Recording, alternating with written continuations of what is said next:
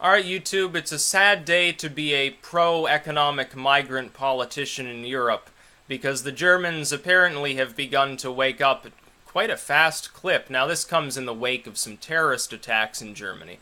Previously, the Germans appear to have witnessed terrorism around Europe, and they said, well, it's not happening here. You know, our police are notorious for cracking skulls, and they'll just fucking lay waste to everything in their path if they need to. They're like a well-oiled blitzkrieging machine or something, so to speak. Now, they're renowned for being vicious. They're like a bunch of Dobermans or something.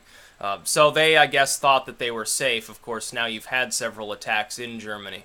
And a new Snap poll shows that something like 66% of the German public disagrees with how Angela Merkel is handling the refugee crisis. Namely, her response has largely been, oh, come on in. Yeah, we're not going to check your papers. We don't give a fuck where you're from. We don't care if you're actually from Syria. At this point, the majority of the so-called refugees in Europe are not Syrians. A large proportion are from North Africa, which, you know, unhelpfully, Obama helped fuck up Libya. That has something to do with it.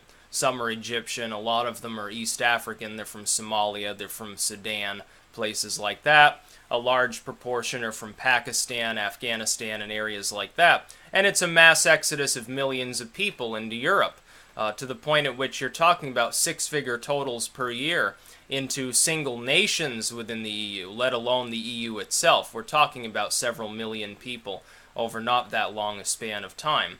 You're also having to deal with the constant threat, and Erdogan is echoing this yet again for, I think, the third time now. Oh, well, I'll open the floodgates, let these 3 million refugees into Europe, and there's butt-fuck that you can do about it, by the way. If you don't cooperate with me, if you harass me too much about the fact that I've basically become a dictator, and if you try to keep us out of the EU, even though I am basically a dictator who doesn't really give a fuck about democracy, let's face it, oh, I'll just flood the borders with these people. Now, what will end up happening, of course, is that those 3 million people, they'd get into Greece, they'd get into Bulgaria.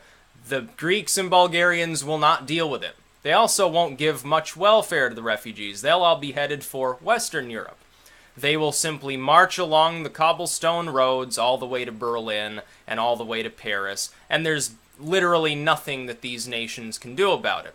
That's why the EU will fail in time, because of the social alienation from this. If the Germans have woken up to the fact that Merkel's policies aren't working, then there is an exceptionally high degree of hope in my heart for the rest of Europe.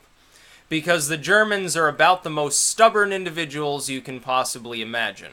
Once they put their foot down in their self-guilt-tripped little exile from the world of reason, it is very difficult to convince them that, no, indeed, you're not a racist for wanting to keep out people who are Islamic zealots and may really want to rape your daughter or behead you for saying something unkind about Islam. It's very difficult to actually do that. Somehow, though, either because they were attacked or because there have been enough attacks overall or because the average German, their next-door neighbors, no longer speak German or something like that, the average German appears to have actually inexplicably woken up. I didn't expect that to happen that fast. In fact, I was ambivalent on whether it would happen at all, honestly. Ask me 6 months ago, hey, do you think that the Germans will turn against the tide of economic migrants with a few refugees sprinkled in and finally begin questioning Frau Merkel's dictates over their country like some sort of retarded female version of Adolf Hitler? I would have said, yeah, probably not, maybe.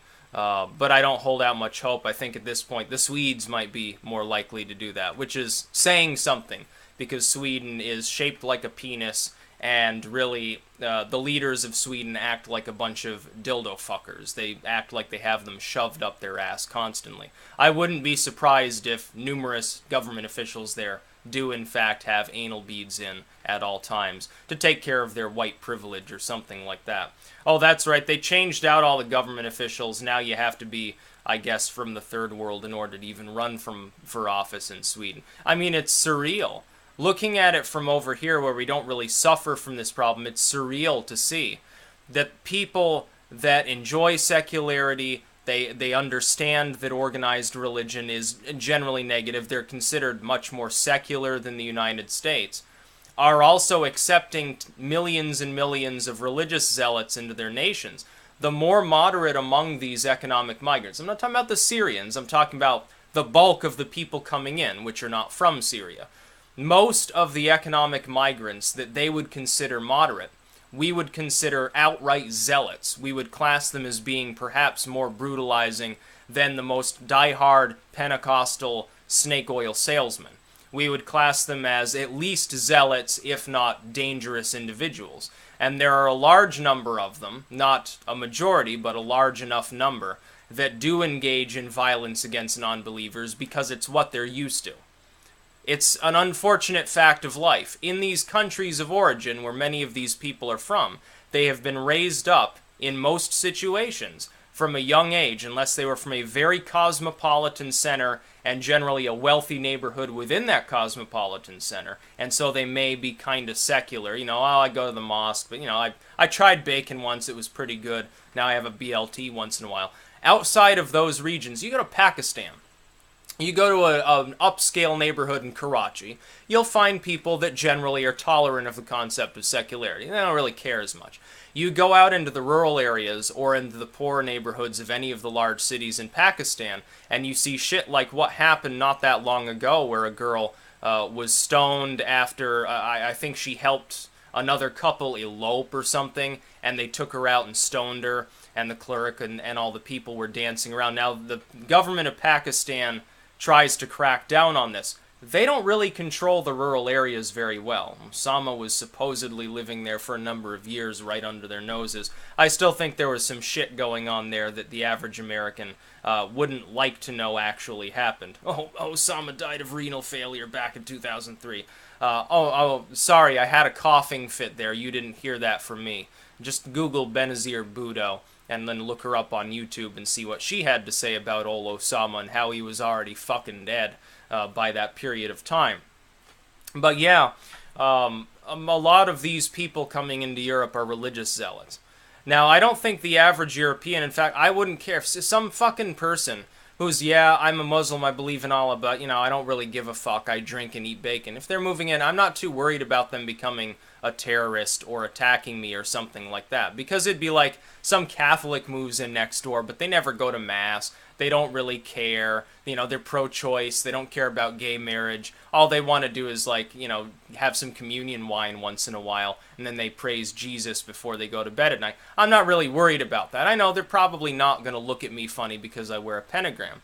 But if 1 million people come into your nation and you really don't even know the composition thereof, pretty good indicator that about 80% of them believe in Sharia law, because that's about the proportion that believe in Sharia law. About half of them believe that you should kill gay people. There are currently millions of religious zealots in Europe that believe that it's acceptable to kill homosexuals. Some of them are restrained from doing so by legal systems, but in many cases these people fall through the cracks of the legal system because it has been termed racist to keep tabs on them. Or because these people, they put them on the dole, they put them in a shitty government house and expect them to lead a fulfilling lifestyle in a climate that's much colder than what they're probably used to, in a different continent that they're used to, where people speak a different language than what they're used to. They revert to tribalism, they segregate themselves into their own communities, and then you have a sort of cancerous tumor on secular society that begins to grow. By the way, it would be the same if these were zealot Christians from some third world nation that was very, very religious. It would be like having 1 million Christian zealots move into a generally secular society and begin ranting about how gays should die, abortion should be outlawed, and punching women out if they see them coming out of Planned Parenthood or something. Well, people would recognize that that's a problem, and they would try to do something about it. The fact that it is Islam and that many of these people are not European is the only thing that has enabled the governments of the European Union to say, people, you're a bigot if you don't agree with us. You're evil if you oppose our immigration plans. To the point at which they are openly censoring and sometimes attempting to prosecute people for going after the government about their claims, all of which are false, in Germany and elsewhere. The Germans conducted a sweep about a month ago of homes of people suspected of hate speech against immigrants online. but I haven't seen them sweep much in the way of those who are Islamic and believe that, yeah, gay people should probably be shot in the head because the, Hadith says, Quran says, Muhammad said. Well, Jesus said, Moses said, Muhammad said. Who gives a fuck what they said? I don't give a fuck what any of these people, real or imagined, said now or any time in the past. I'm not going to listen to that bullcrap, because that's a good way to fuck up your own nation by taking it too seriously. Unfortunately for the Europeans, their cultures are perceived as so weak by newcomers that there's no reason for them to assimilate. And that's really what they've projected. The European Union projects weakness, it doesn't project strength. There's a reason why the people of the UK rejected the proposal of staying in the EU. The EU said, oh, we're stronger together. Look how big our economy is. Look how great we are. Didn't work. Why? Because it doesn't project strength. Usually they talk in terms of, oh, pity us Europeans are responsible for every ill in the world, boo-hoo-hoo, we need more diversity. And so it didn't really make sense when they suddenly switched when the Brexit vote was about to happen, said, oh, whoa, we're so strong, we're a great Europe, roar, hear us roar like a lion. You don't. You squeak like a little dormouse or something like that. That's the problem with the European Union. Every nation in the EU should hold a referendum, and they should all abandon ship. They should rip the entire Union apart, or leave it just Germany and a few vassal states, which wouldn't economically necessarily benefit them very much. Now, that's what should happen. Nobody benefits from this. Nobody benefits from mass migration from people who largely do not seek employment. If they seek employment, they're displacing people who are native workers. It's not xenophobic to suggest that. It's not xenophobic to suggest that the European population is not really growing because in most of these nations, the density is already too high for that to happen. Simply pumping yourself full of millions of migrants does not seem like a very good idea to me. Now, you may disagree, but that doesn't make me a racist, especially when, keep in mind, ever-present truth that nobody wants to admit. Islam's not a race. It has nothing to do with race. There are plenty of people that are homegrown Islamists in Europe, just as likely to commit a terrorist attack. The only real similarity is they happen to follow a certain doctrine within Islam that's violent. Just like Christianity. Christianity is a multiracial religion. The one thing unifying those Christians that tend to be violent is they're superstitious, backwards fucking bigots. Not Unitarians. They're not a bunch of Episcopals. I saw a sidewalk sale here in my city earlier I went to.